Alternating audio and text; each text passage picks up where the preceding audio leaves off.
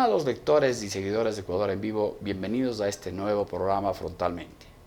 Para esta ocasión hemos invitado a un especialista en temas petroleros para tratar el laudo arbitral que acaba de ser emitido en La Haya en contra del Ecuador por haberse comprobado que la sentencia mediante la cual se le obliga o se le pretende obligar a la empresa Chevron a pagar 9.500 millones de dólares para una supuesta remediación ambiental, ha sido una sentencia concebida de manera fraudulenta, tal como ha sido probado, por un lado en la Corte, en el Tribunal Arbitral en La Haya, así como por el juez Kaplan en el Distrito de Nueva York.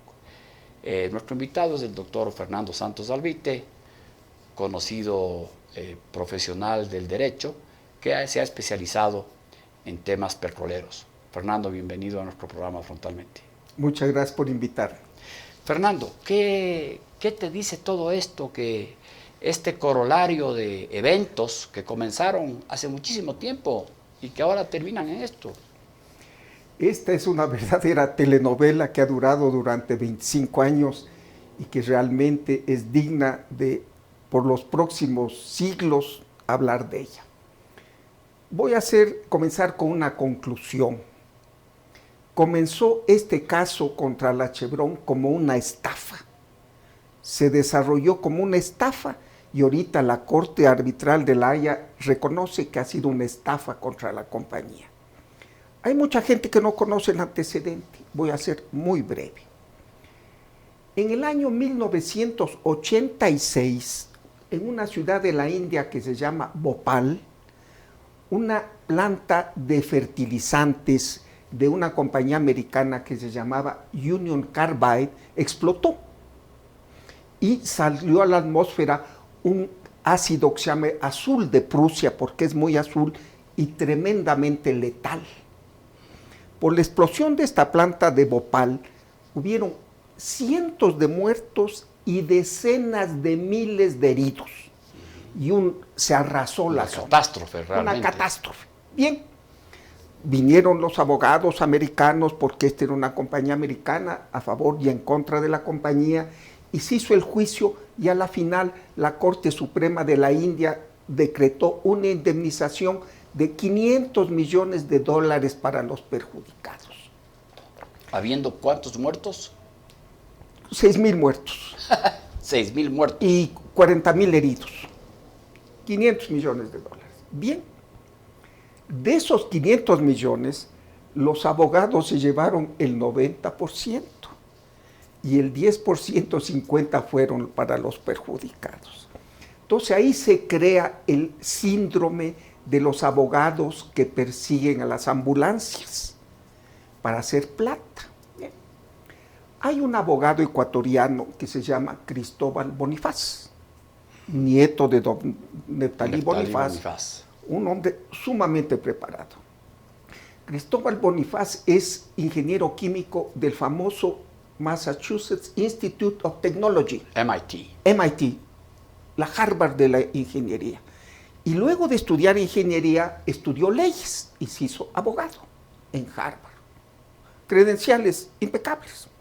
Él cuenta, no es que yo me invento, él cuenta en un libro que publicó, que regresaba a Boston, en donde vive, y ve un artículo en una revista americana sobre la selva ecuatoriana, sobre la Amazonía, y ve que una señora caminaba sin zapatos por un sendero cubierto de petróleo. ¿Por qué? Porque el gobierno ecuatoriano, como la selva o llueve o hace un sol canicular, para evitar el polvo, obligó a la compañía Texaco a que pavimente. Claro, bueno, en esa época se echaba petróleo para que no se levante polvo. Exactamente. Todo el tiempo. Entonces Cristóbal Bonifaz ve a una señora caminando en la selva ecuatoriana sin zapatos sobre una mancha de petróleo. Que esto es nocivo realmente, si está muy caliente el día puede emanar gases el petróleo y entrarle a la piel, ¿verdad? Y dice, bingo, aquí está el Bhopal para mí, aquí está el Bhopal para mí. Entonces le coge a su hijo, que era estudiante de Harvard, y a un compañero de su hijo, que se llama Steven Donziger, y les trae al Ecuador. Y coge un poquito de gente rústica, con todo respeto, la señora Guinda, una señora que no sabía leer ni escribir, y les dice, vea, firmen aquí. Yo les voy a dar medicinas y plata. Pero firmen. ¿Qué firmamos, señorcito? No se preocupen, algo les va a caer de aquí. Es decir, ¿me dices Aguinda? Sí, la señora O sea, por Guinda. eso es que el juicio en realidad se llama Aguinda y otros contra Chevron. Exactamente. Entonces pone a Guinda y unos 40 más y les hace firmar. Y les dice, yo voy a sacar plata, no se preocupen, a ustedes les vamos a dar un poquito de medicinas. Entonces, con esta demanda... Ese video yo lo he visto, Fernando. Así es, son públicos estos documentos. Con esa demanda el señor Bonifaz, o doctor Bonifaz, se va a los Estados Unidos. ¿Por qué a los Estados Unidos? En el año 1993, cuando la Texaco se estaba yendo del Ecuador, porque el año 92 terminó su concesión, porque ahí es La Plata. Claro, en Estados Unidos tiene La Plata. Y en segundo lugar, con el pretexto de que las decisiones sobre medio ambiente se tomaban en los Estados Unidos que afectaban al Ecuador. Bien, comienza el juicio contra la Texaco. Este juicio se demora 10 años, del 93. Perdón, ¿esa ya existía para entonces del consorcio CEPE-Texaco? El consorcio CEPE-Texaco existía desde los años 60, porque originalmente, desde el año 72 en realidad, la Texaco viene en el 64, en el 72 viene la dictadura de Rodríguez Lara y le dice, Texaco, tú te asocias con la Compañía Nacional. Y comienza el... Con la Compañía Nacional, que funcionaba en un edificio chiquito en Orellana, pues la verdad es que no había todavía especialistas muy duchos en tema de sísmica petrolera y todo eso, ¿no? Y las leyes eran en general... El medio ambiente era la selva, nadie conocía más allá de Papayacta y era selva, ¿no? Nadie iba allá. Entonces, en realidad, las leyes ambientales eran muy rudimentarias. La compañía tendrá que cuidar el agua, el aire y la tierra y las personas, nada más, ¿no?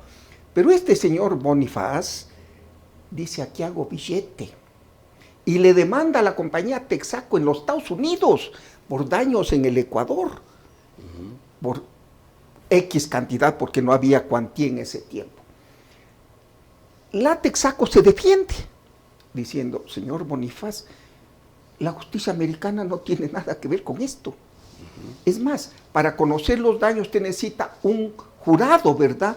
Aquí se sientan 12 gringuitos, perdón la expresión, que no conocen la selva ecuatoriana ni saben nada. Entonces, llévese el caso al Ecuador, dice la compañía Texaco, y se pasan peleando 10 años, del 93 al 2003, bien.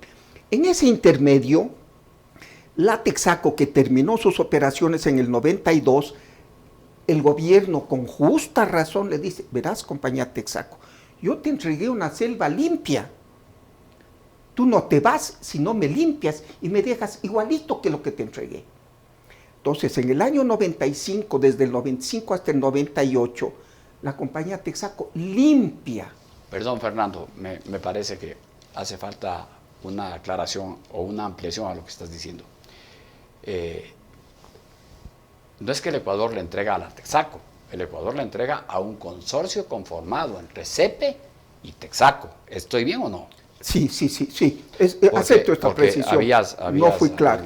Al consorcio CEPE-Texaco. Entonces le dice consorcio, quizás como originalmente la concesión fue Texaco del 64 y en el 72 entra el consorcio, pero en realidad cuando se va la compañía era el consorcio al que le obliga el Estado.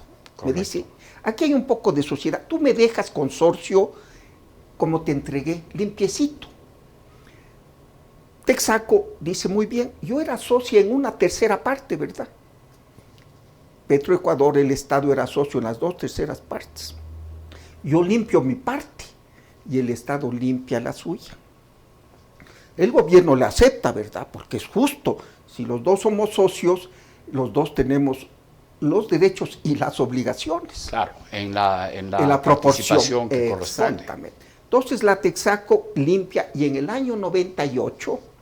¿Limpia la Texaco? Sí, la Texaco viene, todavía era Texaco. Viene, ¿qué suciedad?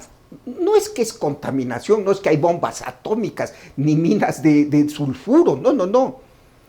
Cuando tú perforas un pozo, sale agua al principio, un agua un poco contaminada, ¿verdad? Antes le echaban al río o le dejaban en una piscinita a que se degrade con el sol y la tierra la absorba, o ya esa agua la reinyectas al pozo, o ya no hay problema. Entonces, había unas piscinas que se veían feo, pero no causan daño. El petróleo crudo no causa daño.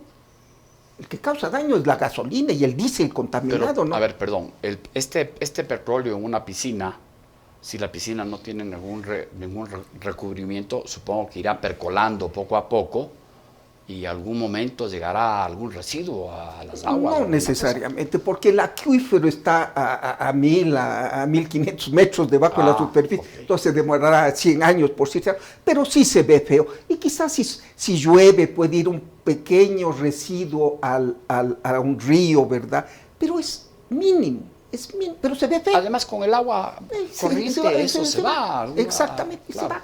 Y si es una sustancia natural, el petróleo que sale de la tierra, ¿no? En México hay unos baños que le dicen chapopote al petróleo hirviendo, la gente va porque eso es saludable para la piel, ¿verdad? Para el reumatismo. No es dañino, pero se ve sucio, Entonces, la Texaco, limpia creo que había 800 piscinas, 600 piscinas, limpia 200 y dice, las otras 400 que limpie Petroecuador. Es su proporción en el contrato. ¿Petroecuador acepta Por supuesto. Entonces, en el 98 el gobierno le dice, Texaco, tú limpiaste todo. O sea, liquidan cuentas, digamos. Liquidan cuentas. Dices, tú te puedes ir, me has pagado todos los impuestos, has cumplido con todas sus obligaciones y me has dejado limpio tu parte. No debes nada. Firmado por el gobierno ecuatoriano, un convenio que dura del 95 al 98. Bien, entonces, en el 98 ya la Texaco queda libre de culpa. Y este convenio el Estado le dice, como tú has limpiado todo y has cumplido, yo me hago responsable de cualquier problema. Y se va Fernando, la Texaco. Perdón, creo que es importante destacar, yo recuerdo de pequeño, pues, y ya pues no tan pequeño, que la Texaco era una marca muy conocida aquí en el país, operaba en varios frentes, vendía aceites, etcétera, tenía gasolineras, marca Texaco.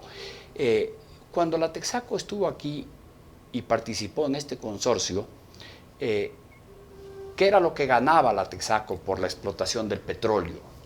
Mira, la Texaco le entregaba el petróleo al Estado y vendía el petróleo y le pagaba regalías e impuesto a la renta al Estado. ¿En qué proporción, qué tan rentable fue para el Ecuador ese consorcio? Maravillosamente rentable, porque al final de cuentas la Texaco estuvo desde el 64 hasta el 92. En ese tiempo se produjeron ingresos por 20 mil millones de dólares. El Ecuador, y bajemos los costos, 5 mil, o sea, utilidad de 15 mil, el Ecuador se llevó el 92%. Y la Texaco apenas el 8%, porque el impuesto a la renta era el 87% de las utilidades. Es el contrato más maravilloso a favor de un Estado que se ha firmado en la historia del petrolero, del Ecuador y de los países de la OPEP. Entonces, perdón, para comparar, un contrato petrolero actualmente con una empresa extranjera que haga lo mismo, ¿cuánto se lleva la empresa extranjera? 25%. 25%. Sí, la Texaco se llevaba el 7%. Y es justo 25% por el riesgo, ¿no? Pero ese era el contrato de la Texaco. ¿Por qué fue tan fantástico? También hay un elemento de suerte, ¿verdad? Porque cuando la Texaco comenzó a operar y sacó el primer barril en el año 1907-2, el barril costaba $2.50. Pero viene el problema del OPEP, los países árabes contra Israel, y se va a $40. Claro. Entonces, el volumen de ingresos... Claro, el primer gran boom petrolero en plena dictadura, ¿no? Exactamente, pero fue un gran contrato. Bueno, entonces, volviendo a la narración, en el año 98, el gobierno le dice a la Texaco, no me debes nada. 3 años después, en el 2001, 3 años después, una parte de la Texaco es comprada por Chevron. Una parte de la Texaco, otro sigue funcionando. 3 años después, bien. Estos señores en paralelo llevaban el juicio en los Estados Unidos. Cuando el juez americano les dice, lleven al Ecuador el problema ya en el 2003, vienen al Ecuador y le demandan a la Chevron, no a la Texaco, a la Chevron, que nunca había operado en el Ecuador. Obviamente la Chevron cuando le demandan ha de haber dicho, vean señores ejecutivos, ¿dónde queda el Ecuador? Claro. Nunca hemos operado en el Ecuador. ¿Por qué?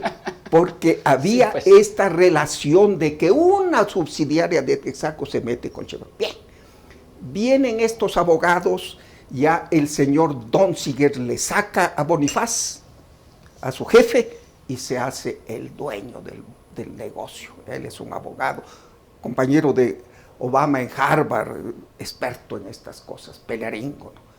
Entonces comienzan a seguir el juicio a la Chevron. La Chevron dice, bueno, yo no tengo nada que ver porque yo no operé en el Ecuador. Tú tienes este negocio, ¿verdad? Y tú lo vendes.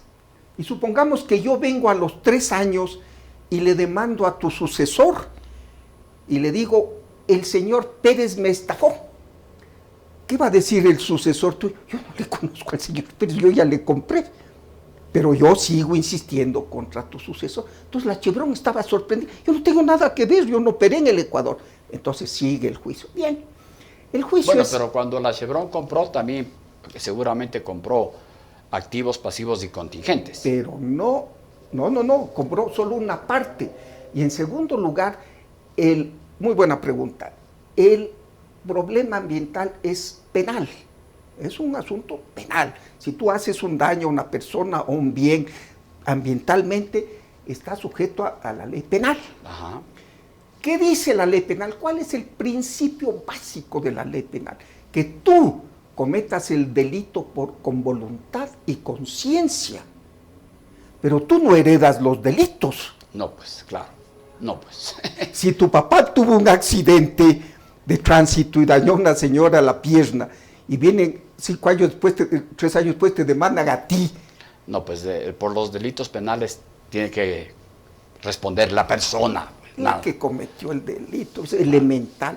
Pero bueno. Solo en el caso del juicio al diario El Universo es que a los dueños les hacen autores coadyuvantes de un asunto civil que también termina penal. Exactamente. Solo en el Ecuador Solo en el Ecuador de Correa se vieron esas cosas, ¿no? Entonces, del 2003 que comienzan a entrar en el juicio al Ecuador contra la Chevron, bueno, la Chevron se defiende, ¿verdad? Y las cosas, bueno, hay que probar los daños, ¿verdad? Entonces se hacían inspecciones al medio ambiente, se veían las piscinas, la gente decía que estaba enferma, que les había muerto la vaca, que se había caído. Perdón, ¿la gente decía o los abogados que participaron en esto le instruía a esa gente, digo esa gente entre comillas, porque habrá que ver quiénes son, dónde están, dónde viven, vivían o no en la Amazonía, eran o no eran indígenas, tenían alguna relación de cercanía, de proximidad con las zonas que supuestamente estaban afectadas? Por eso digo, ¿no? Esa gente... Muy buena observación. En realidad me has corregido y acepto. Gente que llevaron estos abogados que digan que estaba enferma. Entonces la Chevron le decía, muy bien señor, usted tiene cáncer, por decir. Presénteme un certificado de un médico que diga que su enfermedad es causada por la contaminación petrolera. Nadie presentó un certificado. El juicio tiene 180,000 páginas y no hay un certificado médico que diga que una gente se enfermó con motivo de la contaminación petrolera. Es más, vino un español de estos de Podemos, de estos izquierdistas, y escribió un libro diciendo el número de casos de enfermedades malignas en el oriente ecuatoriano. La Chevron, defendiéndose ya del juicio, pidió un certificado de la sanidad del Ministerio de Salud. ¿Sabes qué dijo ese certificado? Que hay, en proporción a la población, hay más casos de cáncer en Quito, en Guayaquil, en Riobamba, en Azón, en todas las partes del país, que en el oriente, donde menos casos de enfermedad. Es decir, que el supuesto daño ambiental pues no estaba provocando esa enfermedad, el cáncer. No existía, claro, no existía. Obviamente no tienen canalización, no tienen agua potable, beben de las aguas hervidas, se enferman. Eso no es cuestión del problema del petróleo, sino de que el dinero del petróleo se viene a Quito a la burocracia.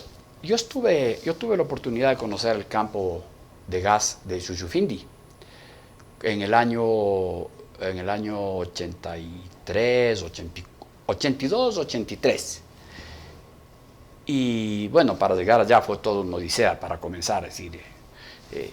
Y la verdad es que ese llegar allá, pues uno no se encontraba con nadie. Pero muy rápidamente toda la zona del oriente se fue colonizando por parte de gente que venían de todo el Ecuador, como les regalaban la tierra, si es que tenían producción, eso se fue colonizando muchísimo. Y yo soy motociclista, me encanta viajar por el país, viajo por el oriente. Como anécdota te cuento, hay un paseo hermoso, porque en el mismo día estás en el oriente, en la sierra y en la costa. Subes por el Puyo, Baños, al Cotopaxi, bajas por Guaranda, estás en Guayaquil y de ahí vas a Salinas. Yo viajo por el oriente y efectivamente está lleno de colonos que no son parte de ninguna de las tribus originarias del oriente, y hay una enorme contaminación por la falta de infraestructura, que el Estado no ha provisto la infraestructura necesaria para satisfacer las necesidades de esa gente, ¿no? Así es, lamentablemente es un problema y nacional. Mira, los barrios suburbanos de Guayaquil, ¿no? La gente cuando llueve tiene que andar en unos puentecitos que hacen de tablas de madera, esto, ¿no? Porque sí. Una cosa es el oriente como lo conocemos hoy, y otra cosa era el oriente en el año, por ejemplo, en el año 83, que debo haber estado yo ahí. Así es. No, mira, no había nadie, ¿no? Era despoblado, como tú bien lo dices, como había presión humana en la sierra y poca tierra. Y tu colonización, se les regalamos tierra en el oriente, ¿no? Así era. Y vinieron estas personas que viven como el resto de los pobres, ¿verdad? Pero el petróleo no les hizo daño. Porque, repito, el petróleo en su estado natural no te causa ninguna enfermedad, ningún daño, nada. Fernando, continuemos con el juicio. Bien, entonces el juicio, claro, por cada pozo, por cada sitio, piscina, se hacía una inspección, ¿verdad? Pero estos abogados dijeron, bueno, del 2003 al 2007 el juicio se desarrolló más o menos normalmente como se desarrolla un juicio. En el año 2007 es electo Rafael Correa. Y hay publicaciones, porque este abogado Donziger hizo una película, ¿verdad? Una película sobre la película Cruz. La Crudo, sobre sus actuaciones en el Ecuador. Él dice, cayó la Virgen del cielo, Correa va a ser nuestro aliado. Y van donde Correa. ¿Qué le ofrecerían? Fernando, déjame dar otra interrupción por temas de cronología. Cuando se liquidan las cuentas y cada una de las dos miembros del consorcio CEPE-Texaco se dividen las obligaciones y las ganancias o lo que quede por hacer, no queda bajo responsabilidad de CEPE y luego Petroecuador hacer la remediación ambiental de la parte que fue operada por ellos. Absolutamente cierto lo y que esa, tú dices. Y esa reparación de esas zonas ya se hicieron. Sí, déjame contestar, es una excelente pregunta. Cuando estaba en el litigio del 2003 al 2007, Petroecuador CEPE decía, no haré nada, esperaré un poquito. Pero en el 2007, ya con el gobierno de Correa, pero comienza a reparar Petroecuador también. ¿En el año qué? Desde el año 1998, cuando ya se arreglan las cuentas, ya comienza a reparar lentamente petróleo, porque no había que reparar, son piscinas en el fin del mundo donde no había nadie, pero iban de vez en cuando y limpiaban. Ya comenzaron a limpiar sus 2/3 partes, pero vino Correa y este Fajardo, este abogado que es un socio de Donziger, les dijo a los de Petrolero, no limpien, paren la limpieza que de ustedes corresponda para hacer más notorio el daño. Tan es así que ese pozo donde va la gente a ensuciarse las manos que les traía Correa a los artistas, era de responsabilidad del Estado, de Petroecuador. Yo paré por ahí en esa zona, cuando te digo uno de estos viajes, que me interesó el tema, la verdad. Y a ese pozo, las personas de la zona le conocen como el pozo presidencial. No sabía. Sí, ese es conocido, ese pozo, el pozo presidencial. ¿Por qué? Porque acá viene Correa con los invitados. ¿Cómo un petróleo que puede haber estado en una piscina en el año 90 y pico, se conserva así de líquido, así de suave, como para meter la mano y que quede chorreando la mano con petróleo? ¿O se hace brea? Porque la verdad es que... Claro, se hace brea porque la parte líquida del petróleo, si el sol es inclemente en la Amazonía, se evapora. Se evapora, por supuesto. Hay algo muy sospechoso.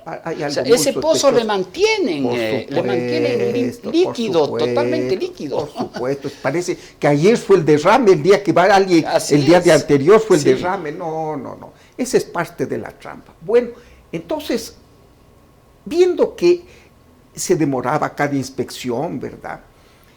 Que la Chevron ya defendiéndose pedía certificado médico de que alguien esté enfermo por el petróleo, de que la vaca se murió por el petróleo, de que la chacra se dañó por el petróleo, no presentaban nada. Y viendo que ya se estaban demorando, hacen una trama y van a hablar. La Guagro cambia de jueces cada tiempo, y va estos abogados, Donziger y los otros, y le ofrecen a un juez que estaba en ese rato manejando el caso, $500,000.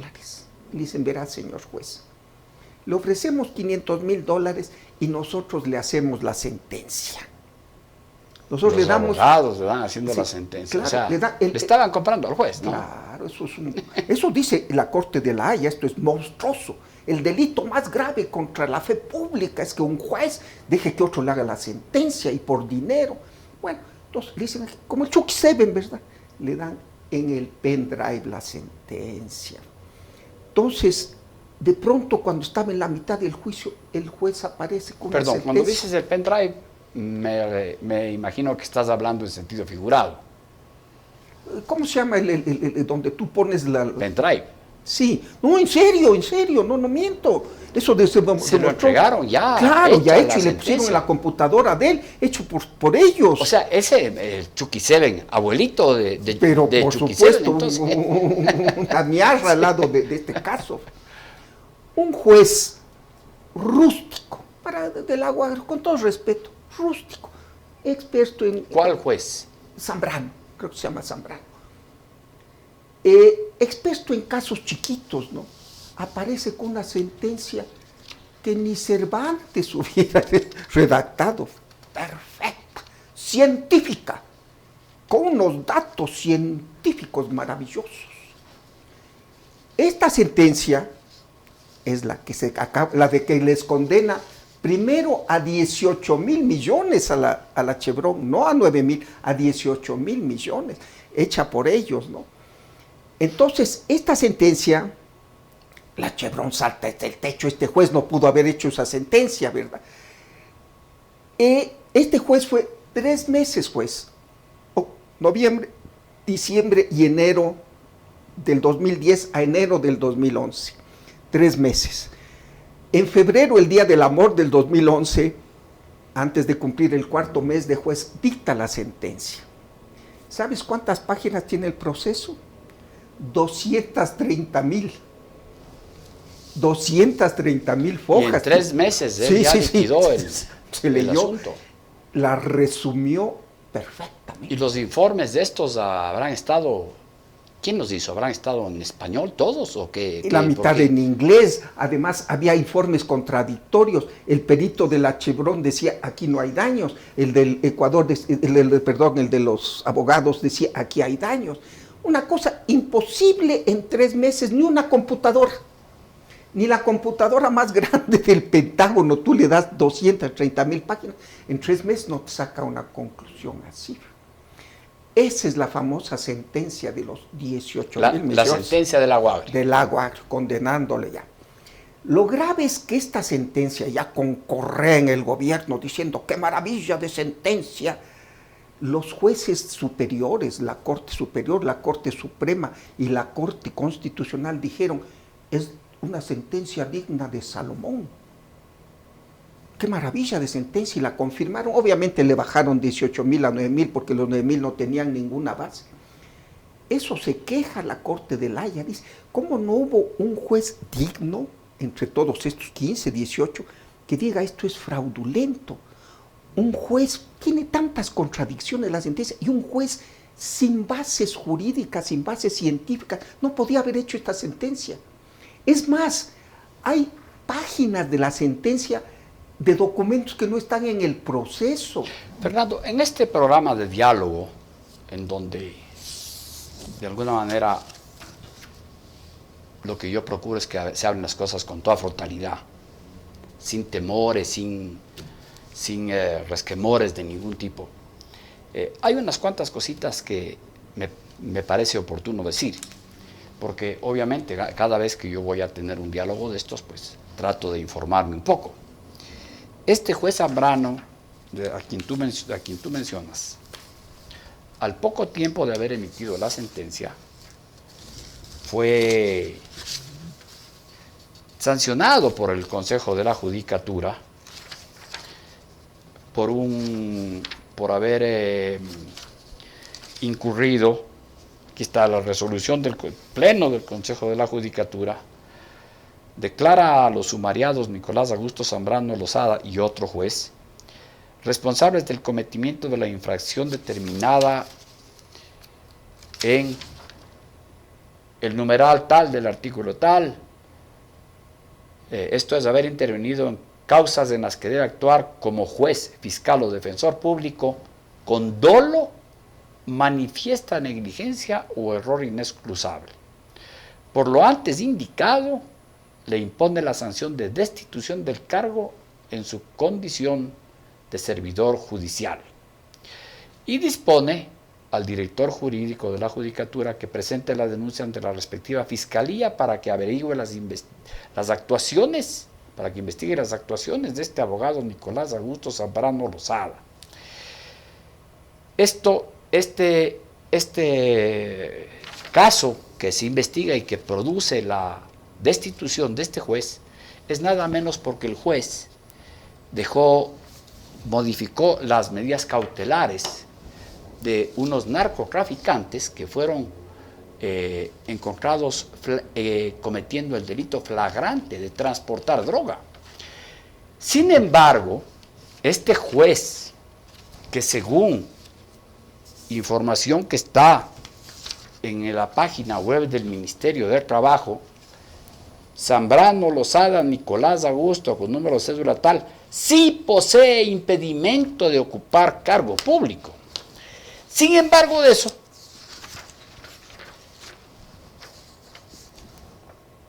en la refinería del Pacífico le contratan como abogado con un sueldo anual de $46,000. $46,000 a una persona que no podía ocupar ningún cargo ni recibir ninguna remuneración por parte de dineros del Estado.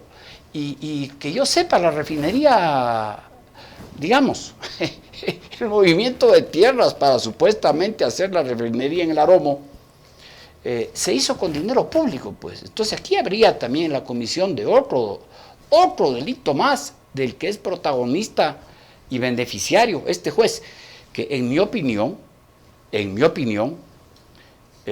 lo que han hecho con este nombramiento es pagarle pagarle por haber hecho la sentencia del lago Agrio de la forma tan truculenta y tan burda, que no solamente que la Corte de la Haya, el Tribunal Arbitral de la Haya ha hecho estas determinaciones de responsabilidad, sino que además en el estado de Nueva York, en el distrito de Nueva York, ya se dilucidó el caso se enjuició a Donziger y pues han pasado por ahí todos estos documentos y está más que probado que la sentencia fue fraudulenta.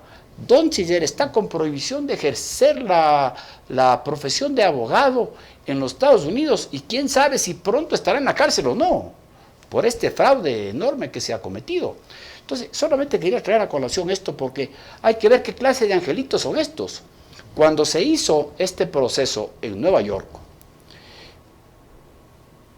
Fajardo y algún otro abogado cuyo apellido no recuerdo, Ponce me parece, se negaron rotundamente a aceptar que Donziger cumpla la orden del juez Kaplan de entregar los correos electrónicos.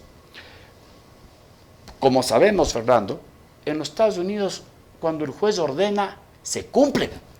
No es como aquí que van y le mienten al juez, o el juez ordena y uno se hace el pendejo. No, no, no. Allá se hace lo que el juez manda. Porque si no, las sanciones son gravísimas. Y tuvo que entregarse, pues, la información de los correos electrónicos.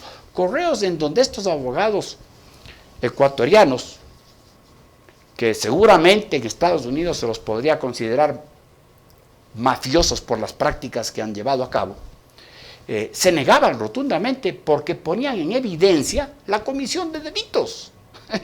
Entonces, no sé si yo no sé si en este momento Fajardo o el otro Ponce tienen alguna prohibición de entrar a Estados Unidos, o si acaso una orden de aprehensión para someterles a algún juicio. Sería bueno investigar también eso. Creo que era importante poner esta parte de este proceso dentro de esta conversación, Fernando, porque no solamente es una cuestión de que la Haya, estos señores allá malos han venido a hacernos daño aquí a los ecuatorianos, ¿no? ¿Por qué razones el Estado ecuatoriano está ahora sometido a un problema de esta naturaleza cuando esto era un juicio entre dos privados? Así, absolutamente. Esto ha sido muy claro. Mira, la Haya dice, la confesión es la suprema prueba. Si alguien confiesa yo falsifiqué una sentencia, el juez tiene 100% de seguridad de que esa sentencia fue falsificada, porque el culpable confiesa. Aquí Zambrano se hizo el tonto, pero la Corte de la Haya dice hay 99% de evidencia de que fue la sentencia fraudulenta, de que él no la hizo. Dice, nunca un tribunal arbitral ha tenido una prueba tan clara de que el juez no hizo la sentencia, de que se la dieron haciendo. Mira, tú traes, Alfonso, a colación el caso de Nueva York. Este juez Zambrano, cuando la Chevron pidió a un juez de Nueva York que declare nula la sentencia porque es fraude contra una compañía americana, el juez Zambrano apareció en el juicio, apareció. Obviamente le habían invitado, a la Haya no quiso ir, siguió cómodo en la refinería del Pacífico, no fue a la Haya, pero sí fue a Nueva York. Todo el mundo se quedó sorprendido de que venga, ¿no? Bueno, perfecto, mejor, el acusado principal. Entonces el juez Kaplan de los Estados Unidos le puso frente a los ojos del juez Zambrano la sentencia que supuestamente Zambrano redactó y firmó. Él le hizo unas preguntitas sobre la sentencia a Zambrano que él había redactado.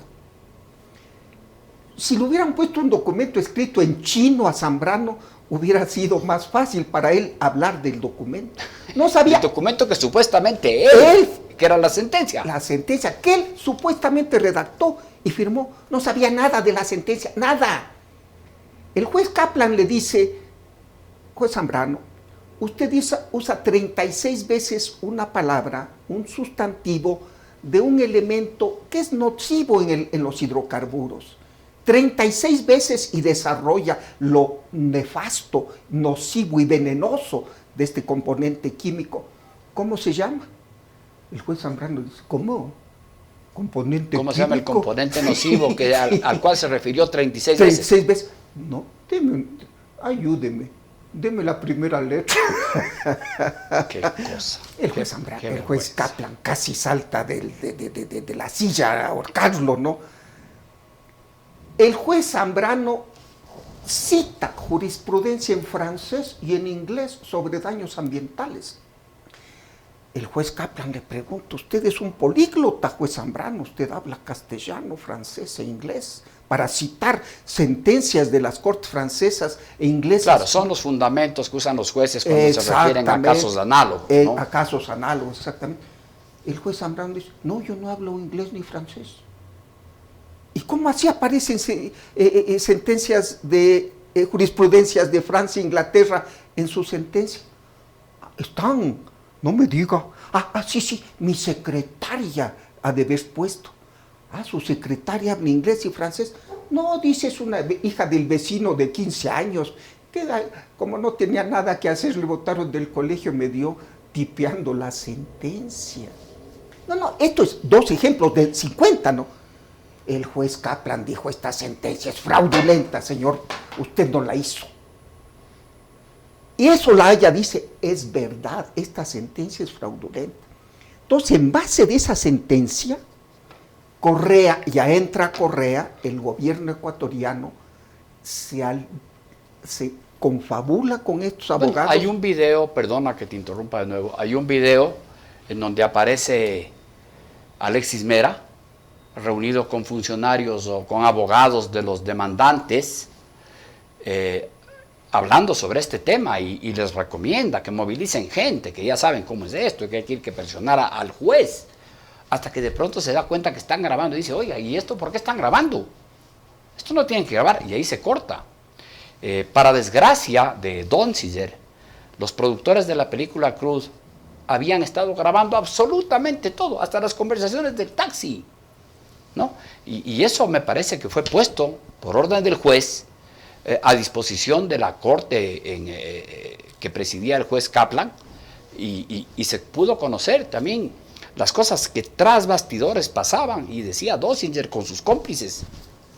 Así es, tú lo has narrado muy bien. Mira, y la sentencia del juez Kaplan en que dice la sentencia del Lago Agrio es fraudulenta porque no la hizo el juez, la hicieron los abogados reclamantes y le dieron ya hecha, fue confirmada por la Corte Superior de Estados Unidos en una sentencia inclusive más dura que la de Kaplan, diciendo esto es fraudulento de A a Z. Este señor juez no hizo la sentencia, se la dieron haciendo y lo hicieron plata. Y encima la Corte Suprema de los Estados Unidos acepta las declaraciones de las todas las instancias de Estados Unidos.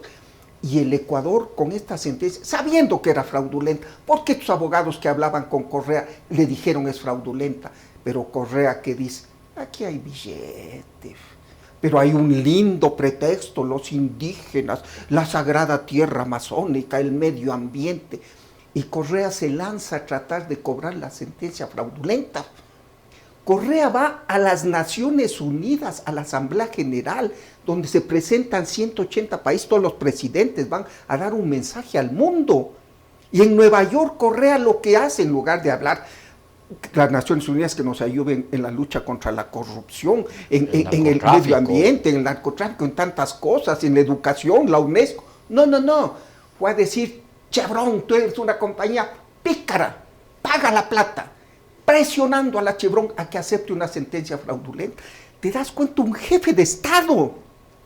Todos los años les obligaba a los Patiño, por instrucciones de Correa, a los embajadores ecuatorianos y diplomáticos que en sus países hagan el día anti-Chevron. Un Estado aliado de unos chantajistas tratando de cobrar una sentencia fraudulenta. Entonces la Chevron lleva este juicio, esto es problema a la Haya. Ahí es entonces cuando el gobierno del Ecuador se involucra en un tema entre privados. Entre privados. Y mira, una pequeña anécdota.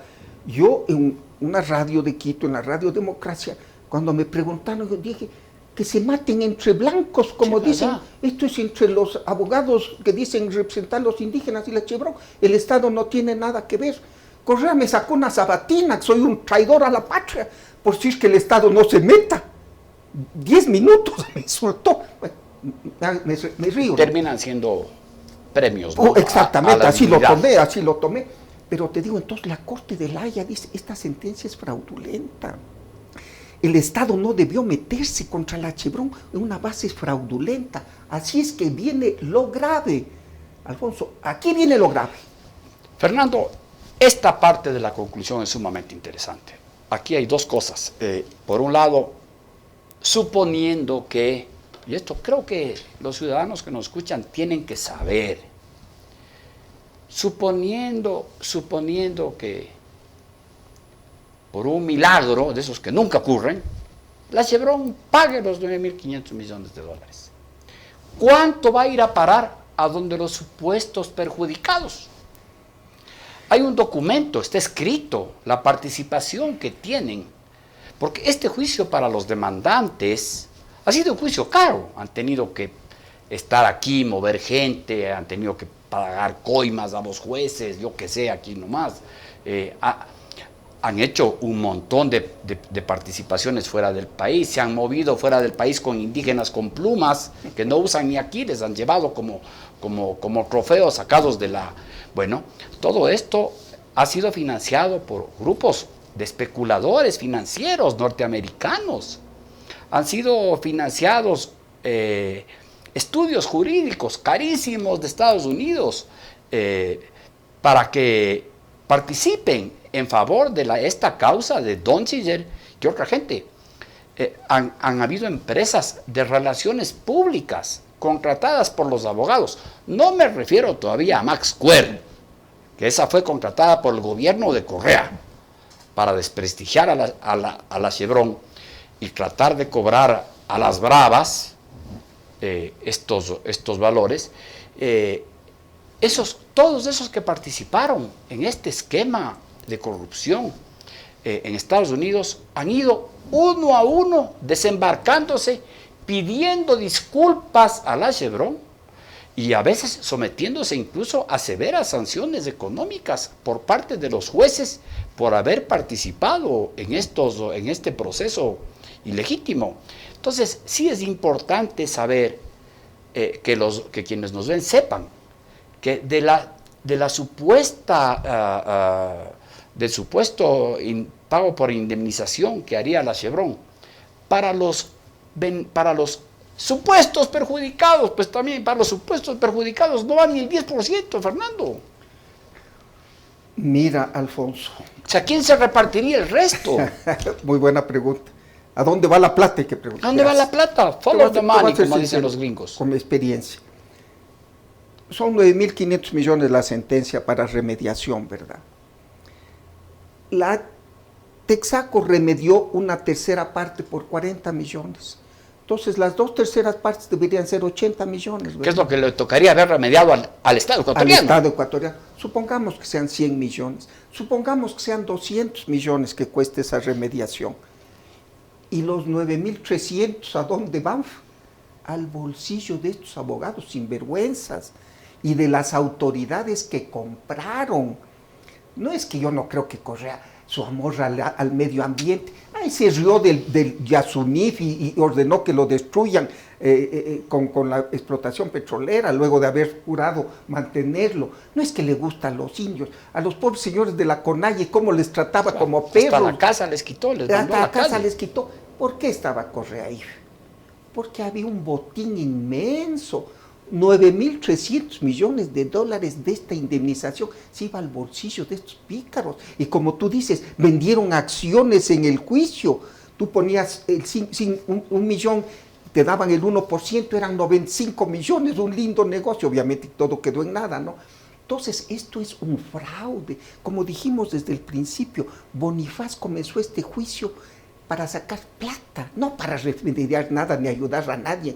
A estos pobres indígenas que les tienen, yo les veo, 25 años han peleado. Si es tan nocivo el oriente donde vive, deberían estar flaquitos, raquíticos, cada vez están más gordos. Estos se ponen las plumas solo para salir en la foto. Sí. Pues están rebosantes. ¿Por qué? Porque vendieron acciones del juicio. Y estos iban a repetir 9.300 millones. No cuesta más de 200 millones limpiar las piscinas que quedan. Es una fortuna de fraude. Eso iban a repartir. ¿Cuánto lo pusieron a correr? No sé. Fernando, el país llega a una situación sumamente compleja. Está por determinarse la cuantía que ha de pagar el Ecuador a la Chevron por haber permitido sus autoridades de justicia, con el apoyo del Poder Ejecutivo, llegar a una sentencia de última instancia, aunque creo que queda una todavía aquí en el Ecuador. A pedido del gobierno ecuatoriano, este tribunal arbitral no ha mencionado todavía el monto que ha de pagarse. Entiendo yo que cuando el gobierno ecuatoriano solicita que esa parte se la postergue unos tiempo que no será mayor a 90 días, será porque quiere llegar a algún arreglo, algún trato, porque si no, no va a haber plata con la que pagar eso y nos vamos a ver en un serio problema. Así como nos tocó pagar 1.200 millones de dólares a la Oxy por las bravuconadas de Correa, porque él es el responsable de que haya pasado lo que pasó con la Oxy, que no sé por qué. Bueno, el anterior procurador ya sabemos por qué no hacía nada, pero ahí tiene una gran tarea el procurador Íñigo Salvador, ver de qué forma se repite contra los autores de este grave perjuicio que se produjo a raíz de haber sacado a patadas, como matón de barrio, a los señores de la Oxy. Fueron 1.200 millones los que tuvimos que pagar. Que caramba, buena falta que nos hace, Fernando, ese dinero sale de nuestros bolsillos. Entonces, yo veo con preocupación que tanto el asesor de la presidencia o el secretario de la presidencia, el doctor Jurado, así como el doctor Íñigo Salvador, en un programa de televisión con absoluta demagogia, no fueron capaces de decirle al país la verdad sobre lo que ha ocurrido, sino que los dos estaban incómodos con las preguntas. Ninguno mencionó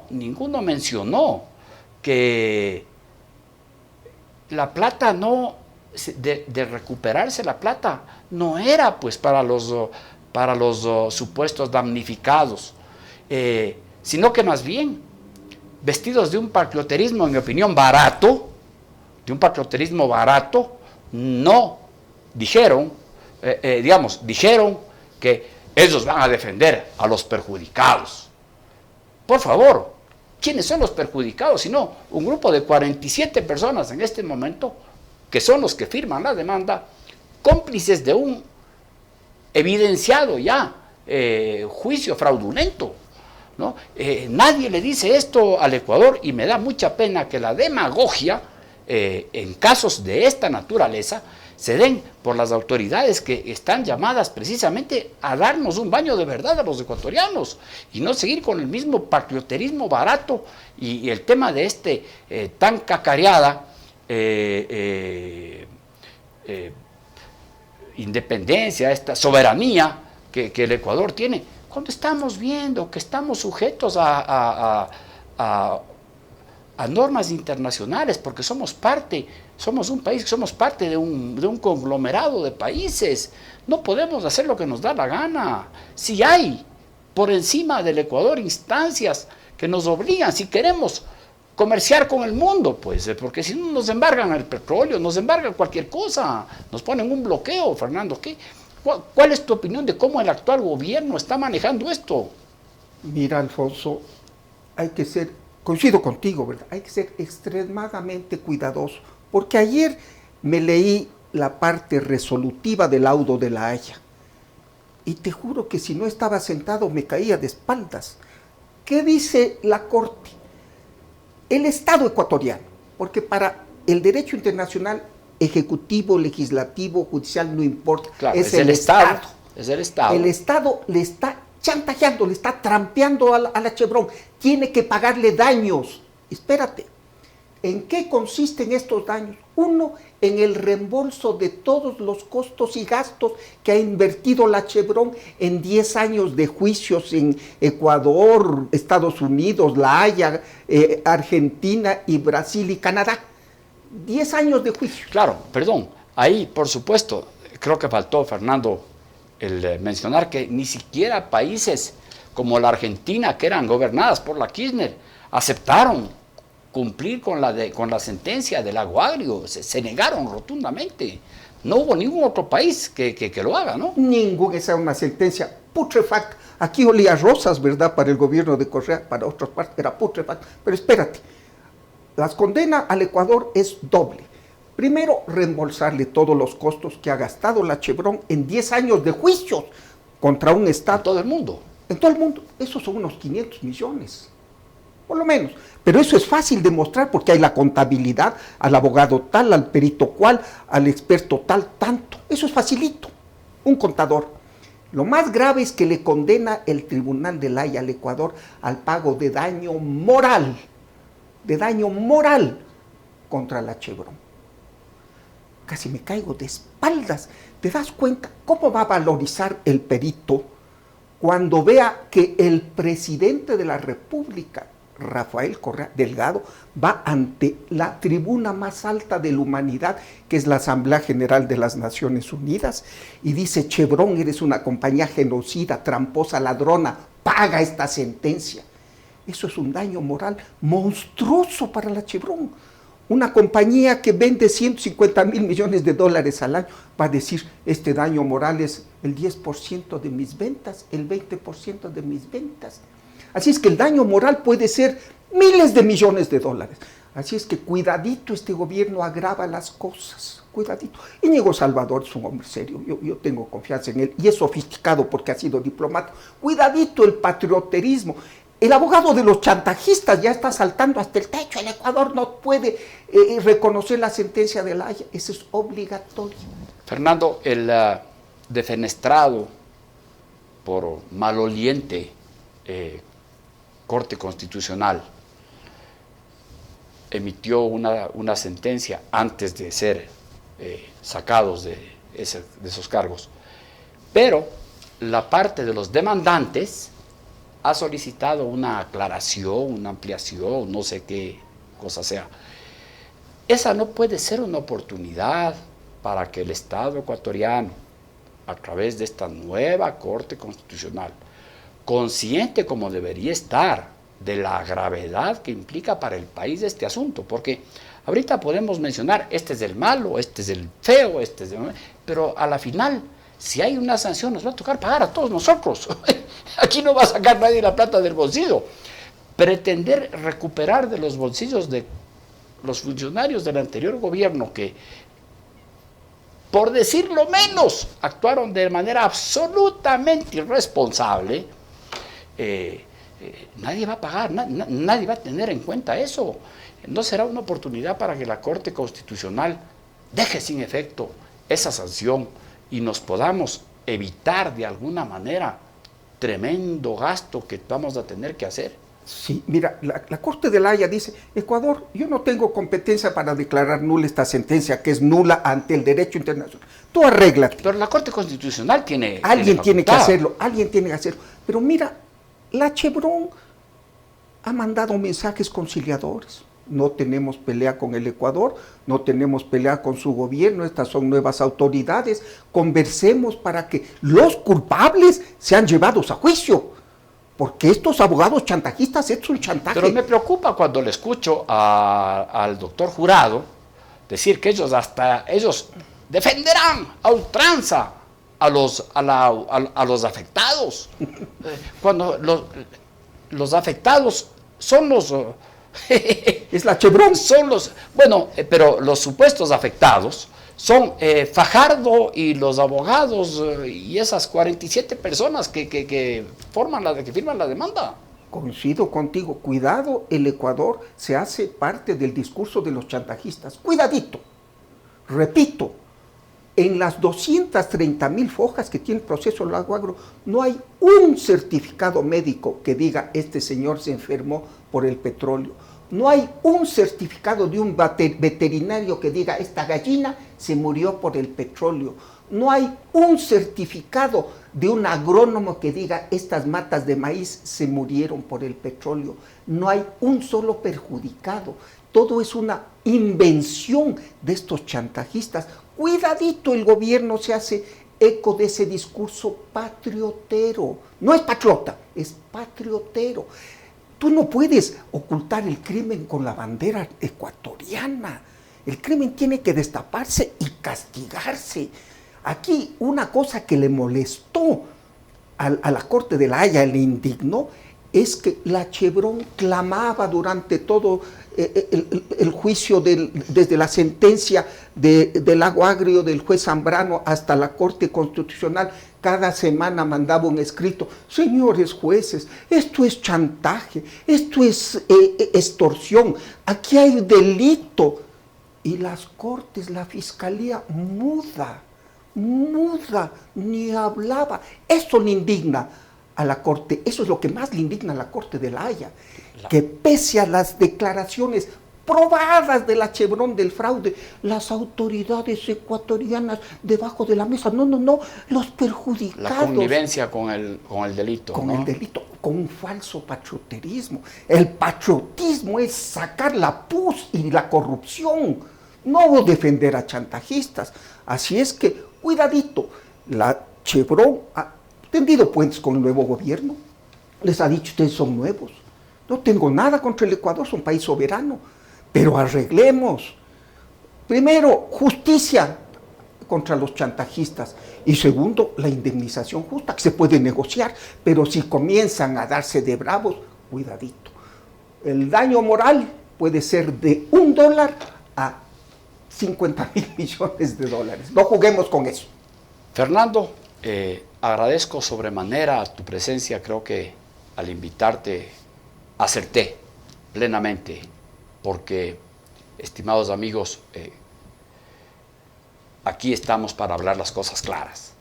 No creo que ha existido otro medio de comunicación que haya puesto este tema sobre el tapete con absoluta transparencia, con absoluta claridad, sin demagogia, sin populismo, sino con los documentos sobre la mesa, con la verdad sobre la mesa. Les agradezco mucho por habernos acompañado en este programa. Hasta una próxima oportunidad.